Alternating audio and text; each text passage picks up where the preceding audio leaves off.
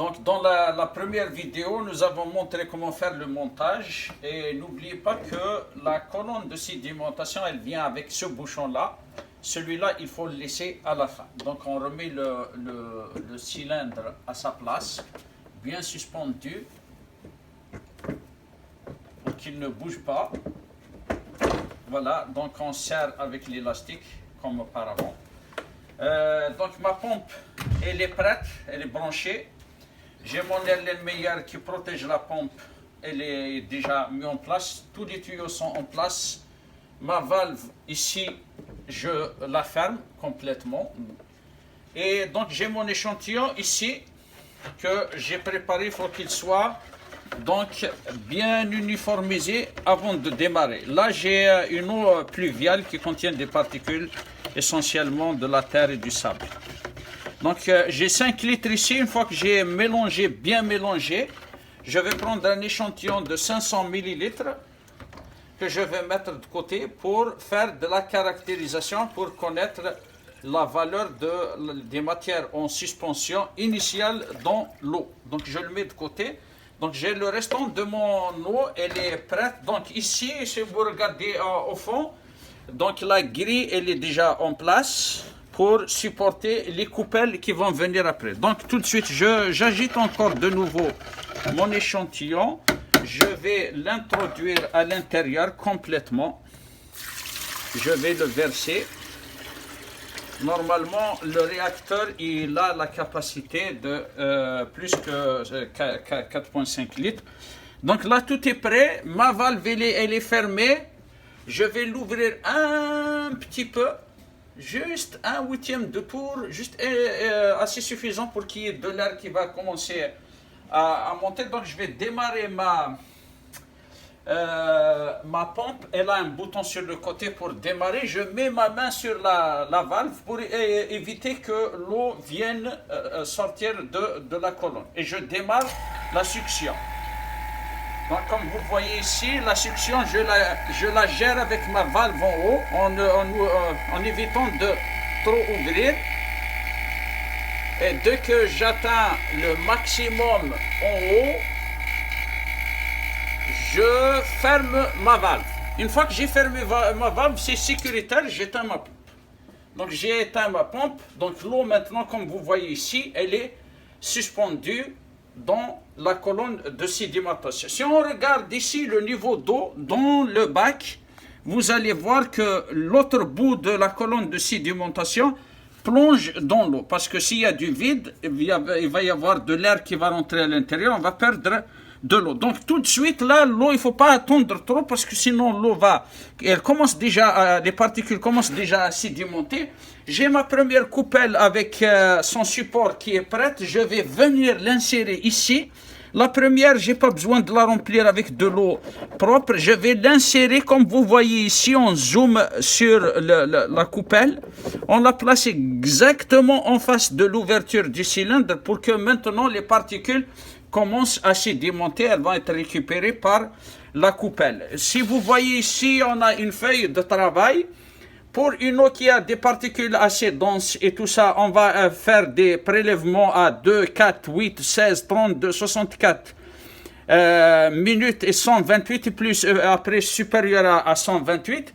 C'est à vous de voir si vous avez une eau qui a des particules qui sont de faible densité. Il faudra changer les intervalles de prise de temps. Donc le protocole, il est apte à changer. Vous pouvez changer vos prises, vos intervalles de temps. Donc moi par exemple ici, normalement vous avez un chronomètre. Une fois que vous avez démarré, vous avez installé la première coupelle, vous démarrez votre chronomètre.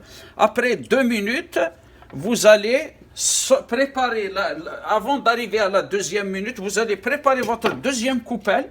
Vous allez la remplir avec de l'eau propre ou de l'eau distillée, de telle sorte qu'à chaque fois qu'on soutire le volume de là-bas, on le remplace avec une eau propre afin d'éviter de vider le bac.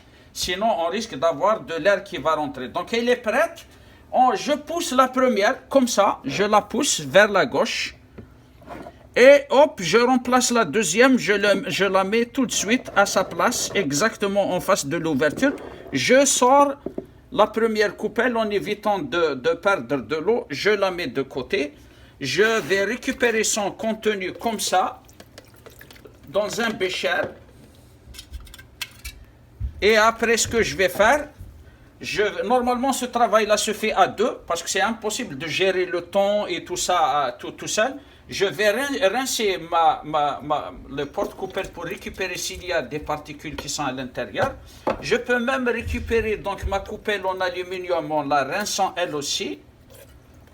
Et je la remets à sa place. Je la remplis de l'eau propre, de nouveau, pour qu'elle soit prête pour remplacer celle qui est déjà en place. Et voilà, donc le contenu que vous avez récupéré ici, vous allez le mettre de côté pour le filtrer après et le peser. Bien sûr, faire le travail classique des matières en suspension. On va filtrer, on va récupérer le filtre, on le pèse avant, on le met dans un four à 105 degrés Celsius. On va trouver à la fin la quantité de particules qui a été récupérée par la première coupelle. La deuxième, normalement après 4 minutes, on récupère l'autre en supposant qu'on est à 4 minutes. On pousse l'autre, la première, c'est toujours le même mouvement. On pousse la première, on remplace la deuxième comme ça. On la remplace. On sort l'autre. Normalement, on la sort tout de suite. C'est pour ça que je vous ai dit, ça prend 2 personnes. La première qui pousse l'autre pour la sortir tout de suite. Et l'autre personne, elle va pousser l'autre. Donc ici, on a dit que le premier échantillon est récupéré pour filtration. On doit avoir toujours un deuxième bécher ou plusieurs béchers pour récupérer le prochain. Et c'est ainsi de suite, on fera toujours comme ça. Donc rinçage de la porte-coupelle. On rince la coupelle en aluminium en elle-même pour récupérer toutes les particules qu'elle a accrochées. Et elle est prête pour faire la suite. À la fin, quand on a fait tous nos échantillonnages, donc on a terminé notre essai, qu'est-ce qu'on va faire? On va sortir notre cylindre pour l'analyser, pour connaître la quantité qui reste de particules à l'intérieur.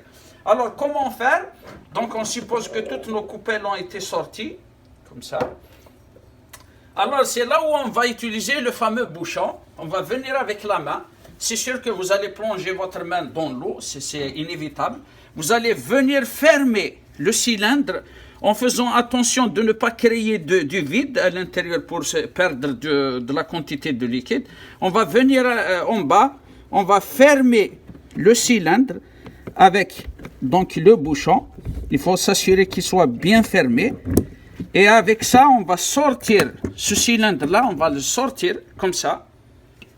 En évitant de perdre de l'eau, on va venir récupérer son contenu dans un bac, peut-être le même bac que tout à l'heure, mais tout en s'assurant qu'il n'y a pas de particules qui restent à l'intérieur. On va ouvrir tranquillement le bouchon, et comme vous voyez, on récupère tranquillement le contenu. On le récupère. Et voilà, donc je récupère mon bouchon. Donc j'ai ma colonne qui est vide, et quasiment maintenant l'essai il est terminé, parce que qu'est-ce qu'on va faire dans la prochaine étape? C'est qu'on va bien mélanger aussi ce contenu là, on va bien le mélanger et on va prendre un autre 500 ml avec un bécher et on va le mettre de côté pour faire l'analyse des particules qui restent donc dans le cylindre.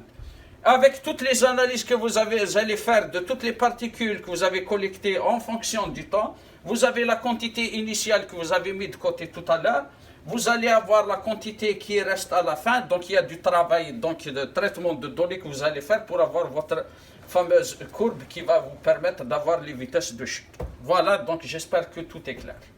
Merci.